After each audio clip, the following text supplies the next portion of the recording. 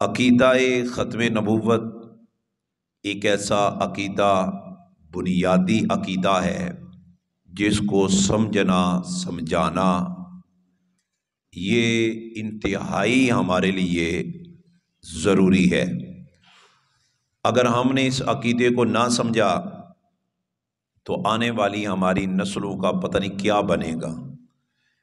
میں اکثر یہ بات کہا کرتا ہوں کہ جیسے ہم مسجد میں بھیج کر قرآن پاک اپنے بچوں کو ناظرہ پڑھاتے ہیں، نماز یاد کرواتے ہیں، کلمے یاد کرواتے ہیں، اس سے بڑھ کر ہماری توجہ سب سے پہلے عقیدہ ختم نبوت پر ہونی چاہیے۔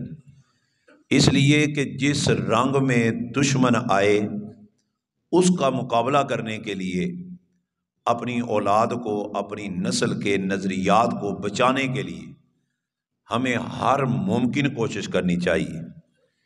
اس وقت اس امت مسلمہ پر بے شمار آزمائشیں ہیں، بڑے بڑے فتنے سر نکال رہے ہیں، پر یاد رکھنا اس وقت جو سب سے بڑا فتنہ وہ قادیانیوں کی شکل میں اس وقت دنیا پوری پر ظاہر ہو رہا ہے۔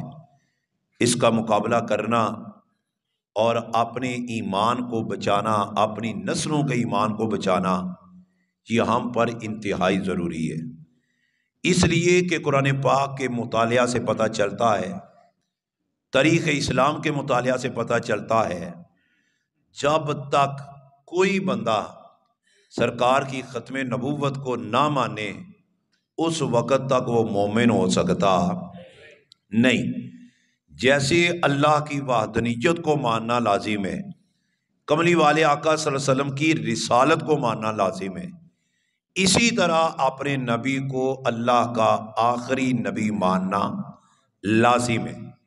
میں نے آپ لوگوں کے سامنے جو پچھلے جمعۃ المبارک کے موقع پر آیت مقدسہ پڑھی، بڑی معروف آیت ہے، ہر جگہ پر ہر ختم کے موقع پر پڑھی جاتی ہے، ما کان محمد ابا احد من رجالکم ولکن رسول اللہ وخاتم النبیین۔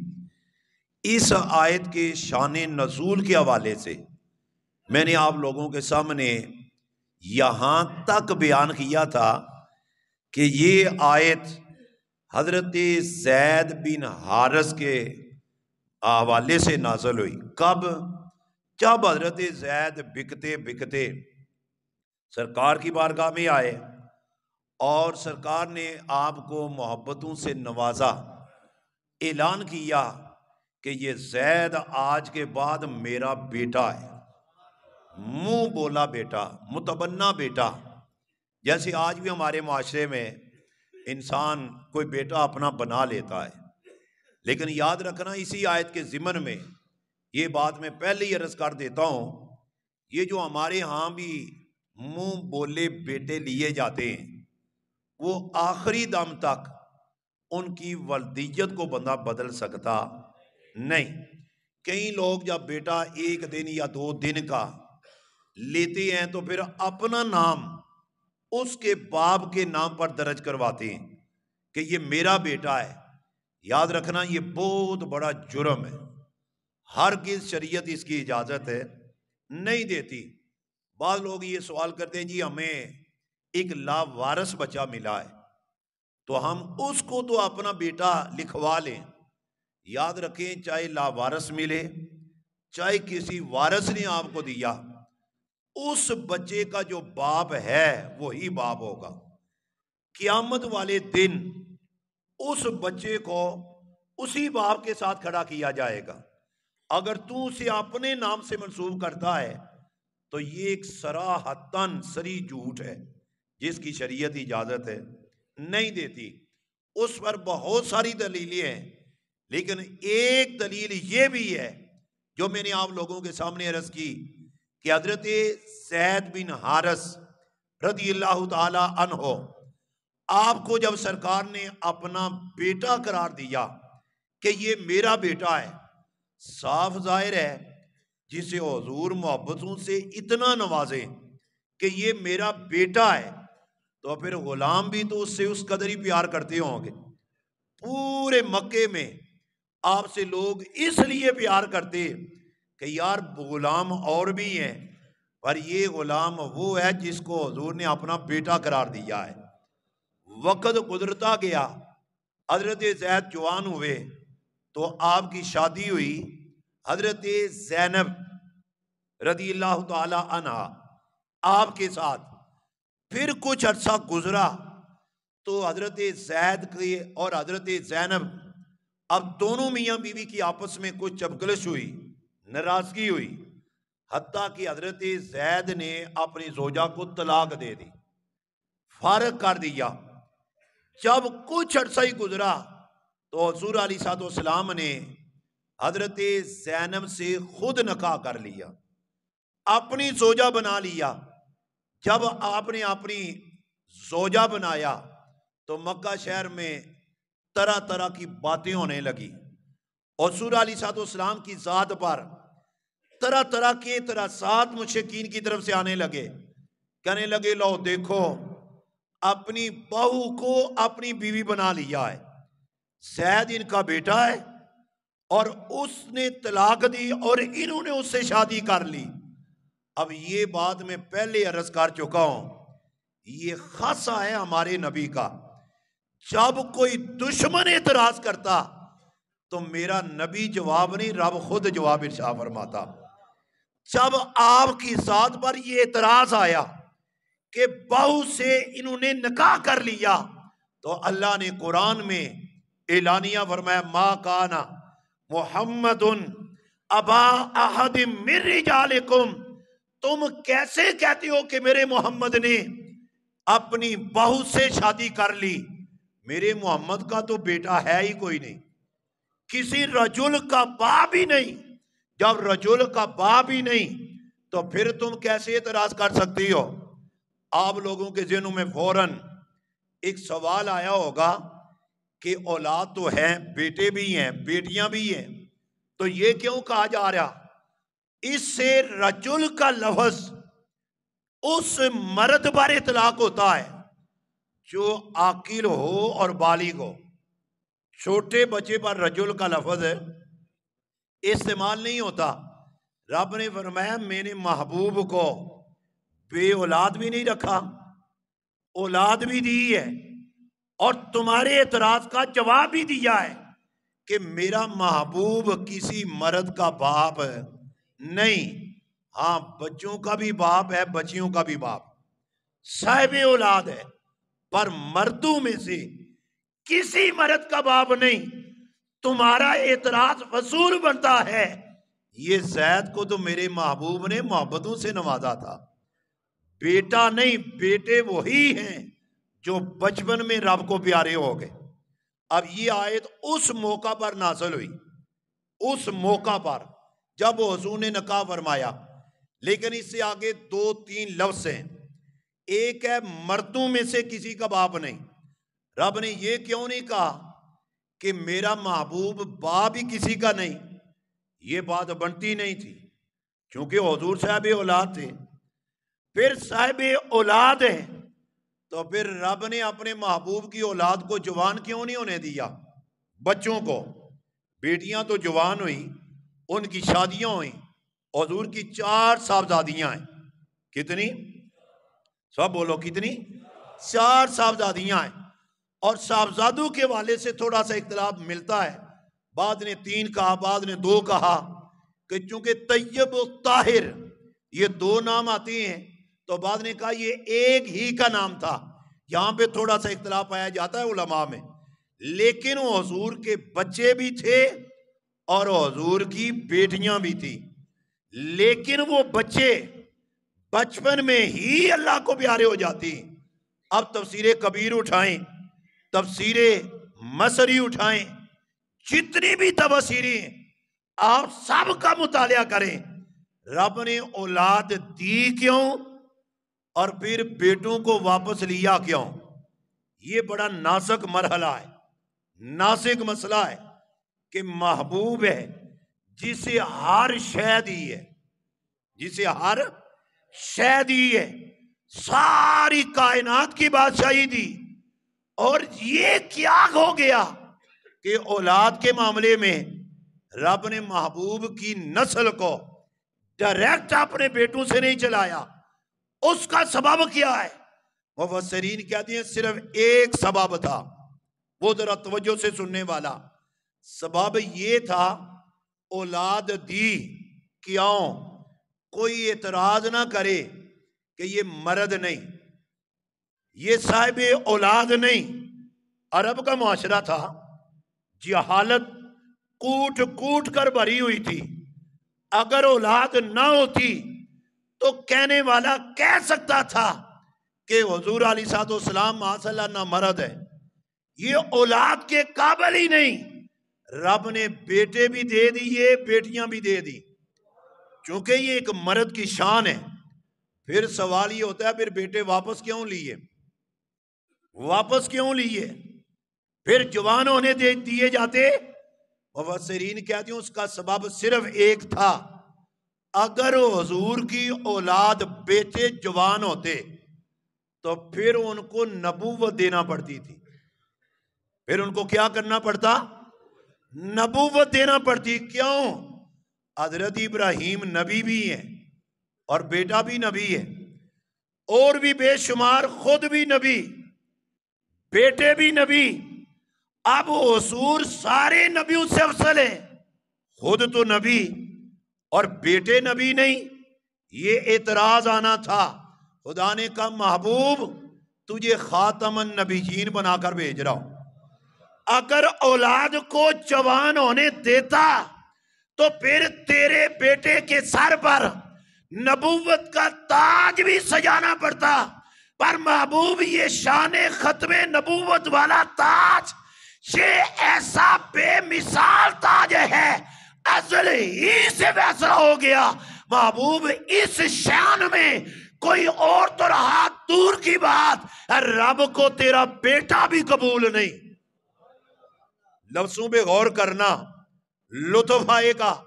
کہا محبوب تیری نبوت کے بعد، تیری شان ختم نبوت کے بعد رب کو تیرا بیٹا بھی قبول نہیں، تیرا بیٹا۔ تو پھر مجھے یہاں پہ کہنے دیجئے، اگر رب کو محبوب کا بیٹا گوارا نہیں تو یہ کسیٹی کا بیٹا کانا قبول ہو جائے گا؟ بھائی قرآن کے ہوتے ہوئے اے جاہلو، پھر ایسے جاہل ماننے والے، رب نے تمہیں شعور دیا ہے، رب نے تمہیں سمجھ دی ہے، اوے ماننے پہ آئے ہو تو کانے دجال کو مان لیا؟ رب نے تو قرآن میں اعلان کیا، اے پیارے مصطفیٰ تیری شان ختم نبوت میں تیرا بیٹا بھی شریک نہیں ہو سکتا۔ زور سے بولو سبحان اللہ۔ بلکہ میں اس سے بھی بڑی بات کرنے لگا ہوں، یہ کتنا نازک مسئلہ ہے۔ جب حضور علیہ الصلوۃ والسلام کے بیٹے حضرت ابراہیم کا وصال ہوا تو حضور کی آنکھوں میں آنسو آ گئے، حضور رو پڑے۔ حضرت عبداللہ بن عوف رضی اللہ تعالیٰ عنہ آپ حاضر ہوئے، دیکھا حضور کی آنکھوں میں آنسو، حضور رو رہے، تو قریب بیٹھ کر عرض کرتے ہیں آقا اپنے بیٹے کے فوت ہونے پر رو رہے ہو؟ آپ کی آنکھوں میں آنسو جاری ہے، میں آپ کا رونا دیکھ رہا ہوں۔ تو حضور نے فرمایا عبداللہ میں نے پیٹنے سے منع کیا ہے، رونے سے منع نہیں کیا۔ جن کو سمجھ آئی ہے وہ زور سے بولے سبحان اللہ۔ کہا پیاری عبداللہ اے میں نے پیٹنے سے منع کیا ہے، رونے سے منع نہیں کیا۔ مومن کا رونا، آنسو بہانا یہ گناہ نہیں ہوتا، یہ خدا کی رحمت ہوتی ہے۔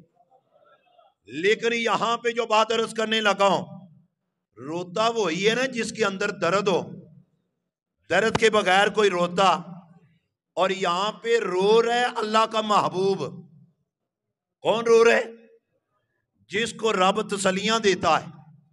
طٰہٰ ما انزلنا علیک القرآن لتشقیٰ، اے 14 طبق کے مالک میرے سونے محبوب، میں نے قرآن اس لیے تو نازل نہیں کیا کہ تو مشقت میں پڑ جائے، تو روتا رہے 14 طبق کا مالک بنایا، سونے خوش ہو کر رہا کرو، رویا نہ کرو۔ اب جو رب اپنے محبوب کو روتا ہوا نہیں دیکھ سکتا، پر ختم نبوت کا ایسا نازک مرحلہ پر میں پیارے مصطفیٰ تیرا رونا تو رب قبول کر لے گا، پر تیری شان ختم نبوت پر رب کسی کو شریک قبول کر سکتا؟ پھر کہہ اللہ اکبر یا رسول یا زندہ باد زندہ باد۔ نہیں یار ایسے نہیں، یہ نعرہ میں ہر دفعہ کہتا ہوں، باقی بے شک زور نہ لگاؤ، کہیں سانس نکلنے کا بھی مسئلہ ہوتا ہے، بولنے پر کئی لوگ ڈر جاتے ہیں کہیں جناب دنیا سے ہی نہ چلے جائے، بولنے سے بندہ مرتا نہ تو مولوی کوئی بھی نہ بچتا، تو پھر سینے کا زور لگا کے تاجدار ختم نبوت، تاجدار ختم نبوت، اور میں پیارے مصطفیٰ تیرا رونا قبول ہے، پر ختم نبوت میں شریک قبول ہے۔ اور پھر قرآن پاک کے لفظوں پہ غور کرو۔ اب یہ تو مسئلہ ظاہر ہو گیا، اب آگے تیسری بات، من رجالکم ولکن رسول اللہ، فرمایا میرا محبوب مردوں میں سے کسی کا باپ نہیں، لیکن وہ میرا رسول ہے۔ وہ کیا ہے؟ رسول ہے، ایک شان رسول ہے۔ آگے ساتھ ہی فرمایا وخاتم النبیین، وہ سلسلہ نبوت کو ختم کرنے والا ہے۔ پہلے فرمایا رسول، پھر فرمایا سلسلہ نبوت کو ختم کرنے والا۔ اصول یہ بنتا تھا، بات ہو رہی ہے رسالت کی، پہلے جملہ لفظ رسالت آیا، آگے چاہیے تھا کہا جاتا اب آخری رسول ہے، پر رب جانتا تھا یہ کانے دجال بڑے بڑے فریب لے کر آئیں گے، کہا رسول بھی ہے اور خاتم النبیین بھی ہے۔ کیوں؟ اگر کہا نا رسالت کا آخری رسول ہے تو پھر کانا دجال کہہ سکتا تھا رسول نہیں نہ آنا، نبی تو آ سکتا ہے۔ رب نے فرمایا نہیں، رسول تو بڑی شان والا ہے، نبی بھی نہیں آ سکتا۔ ابھی آپ کو یہ مسئلہ سمجھ نہیں آیا، اس میں نزاکت کیا ہے؟ جو نبی ہو نا، نبی، اس کے لیے ضروری نہیں کہ وہ رسول بھی ہو۔ جو نبی ہو رسالت ضروری نہیں، لیکن جو رسول ہوگا وہ نبی ضرور ہوگا۔ نبوت ایک چھوٹا نیچے سٹیپ کہہ لیں سمجھانے کے لیے، رسالت اس سے آگے درجہ ہے۔ تو رب نے فرمایا تم رسول کی بات کرتے ہو، اوے نبی کوئی نہیں آنا۔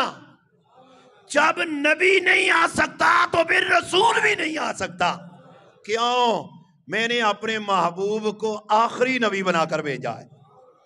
اور صرف یہ آیت نہیں، دیکھو نا رات کو آسمان پر ستارے بھی ہوتی ہیں، پھر چاند نکلتا ہے تو وہ چمکتا ہے، لوگ سارے گواہ چاند نظر آ رہا ہے، لیکن جب سورج آ جاتا ہے نہ ستارہ نظر آتا ہے نہ چاند نظر آتا ہے۔ کیا وہ ختم ہو جاتی ہیں؟ نہیں۔ سورج کے آگے ستارے کی کیا حیثیت ہے؟ چاند کی کیا حیثیت ہے؟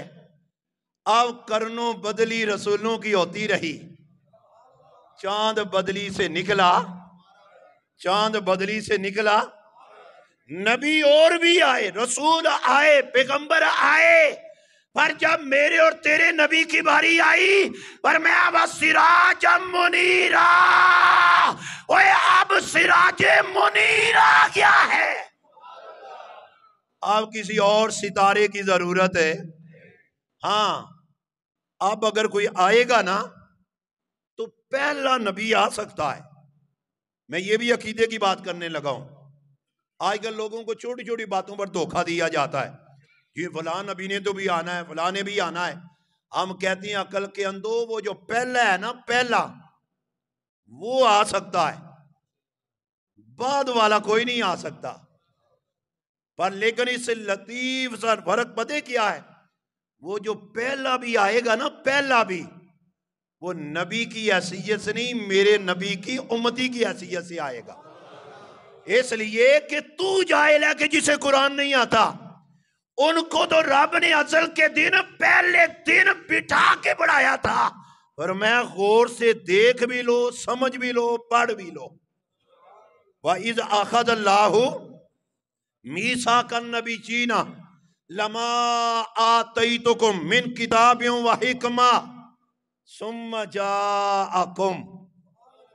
مانا نہیں نا تو بڑا لطف آتا، میں اشارے سے بات سمجھا رہا ہوں۔ میرے اور تیرے نبی ازل کے دن رب نے جب محفل سجائی نا، سامنے محبوب کو بٹھایا صدارت کے لیے، اور خطاب خود خدا کر رہے، سامنے انبیاء، رسولان اعظام سارے موجود ہیں۔ اب یہ قرآن کے لفظ ہیں جسے کوئی جھٹلا نہیں سکتا۔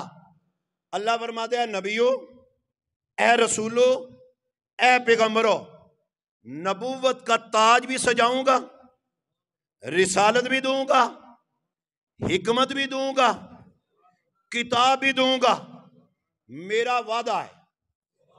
رب اپنے نبیوں سے بات کر رہے ہیں، کہا نبوت اور رسالت بھی دوں گا، کتاب اور حکمت بھی دوں گا۔ یا اللہ یہ بات تو ٹھیک ہو گئی، تیری عطا ہے، جس پر تو عطا چاہے دے سکتا ہے، پر میں یہ تو بات ہو گئی کہ دوں گا، پر ثم جاءکم، جب نبوت دوں گا نا، اتنی شان ہے تو دنیا میں تم جاؤ گے، تمہارے ڈنکے بجیں گے، لوگ تمہیں سلامیاں پیش کریں گے، لوگ تمہارے نام کا وظیفہ پڑھیں گے، لوگ تمہارا کلمہ پڑھیں گے، لوگ تمہارے لیے سٹیج سجائیں گے، لوگ تمہارے نعرے لگائیں گے، دنیا میں تمہارے جھنڈے لہرائیں گے، پر ثم جاءکم، اے نبیو، رسولو، پیغمبرو، جب دنیا میں تمہارا ڈنکا بج رہا ہو، این اس لمحے یہ میرا سونا آ جائے، پیار سے بولو نا سبحان اللہ، پر میں اچھی طرح دیکھ لو، غور سے پہچان لو، چہرہ والضحیٰ ہے، زلفے دوتا ہے، علم نشرہ کا سینہ ہے، یاسین کا چہرہ ہے، ید اللہ کے ہاتھ ہیں، وجہ اللہ کا چہرہ ہے، لب لائی ہیں، خط مشکی ہیں، وہ زلف عنبری ہیں۔ غور سے دیکھو، یہ خود رحمت للعالمین ہے۔ اسے اچھی طرح دیکھ لو، اسے پہچان لو، جب تمہارے نام کا ڈنکا بج رہا ہو، ثم جاءکم، جب یہ سونا آ جائے، وہ سٹیج سے نیچے اتر آنا، اپنا جھنڈا سرنگو کر دینا، اپنا کلمہ چھوڑ دینا، میرے مصطفیٰ کا کلمہ پڑھ لینا۔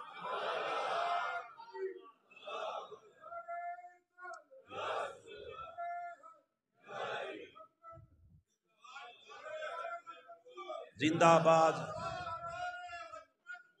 زندہ باد، تاجدار ختم نبوت، پر میں اچھی طرح دیکھ لو، پہچان لو، جب یہ آ جائے نا، پھر نہ کہنا ہماری بھی پارٹی ہے، ہم نے بڑی محنت کی ہے، اب سارے پیچھے لگ جائیں۔